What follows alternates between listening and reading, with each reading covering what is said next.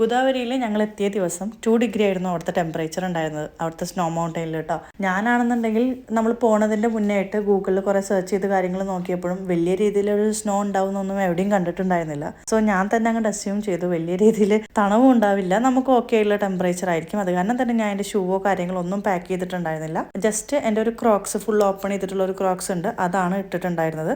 അവിടെ എത്തി സ്നോയിൽ കുറച്ച് നേരം ഇറങ്ങിയപ്പോൾ തന്നെ എനിക്ക് മനസ്സിലായി സിറ്റുവേഷൻ കുറച്ച് ബുദ്ധിമുട്ടാണ്, എനിക്ക് അവിടെ നിൽക്കാൻ പറ്റില്ല എന്നുള്ളത് ഉറപ്പായിട്ടാണ്. ലാസ്റ്റ് എനിക്ക് ഒട്ടും സഹിക്കാൻ പറ്റില്ല എന്ന് പറഞ്ഞപ്പോൾ പിന്നെ ശരത്തേട്ടൻ്റെ ഷൂ എനിക്ക് ഇട്ട് തരാണ് ചെയ്തത്. ലാസ്റ്റ് ശരത്തേട്ടൻ്റെ അടുത്ത് വേറൊരു ചെരുപ്പുണ്ടായിരുന്നു ജസ്റ്റ് ഫുൾ കവർ ചെയ്തിട്ടുള്ളത്, അത് ശരത്തേട്ടൻ ഇട്ടു. എനിക്ക് മറ്റേ ഷൂവും സോക്സൊക്കെ ഇട്ടിട്ട് ഞാൻ ഫുള്ള് സെറ്റായി. അപ്പോഴാണ് ഓക്കെ ആയതുണ്ടായിരുന്നുള്ളൂ.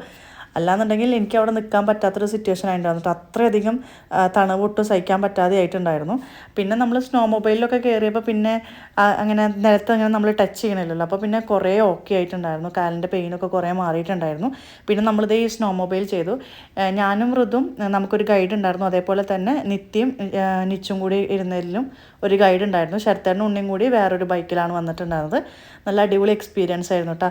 ഈ ഋതുവിനും നിച്ചുവിനാണെന്നുണ്ടെങ്കിലൊന്നും അവർക്ക് വലിയൊരു കുഴപ്പമുണ്ടായിരുന്നില്ല, നമുക്കാണ് തണവ് സഹിക്കാൻ പറ്റാതെ ആയിട്ടുണ്ടായിരുന്നത്.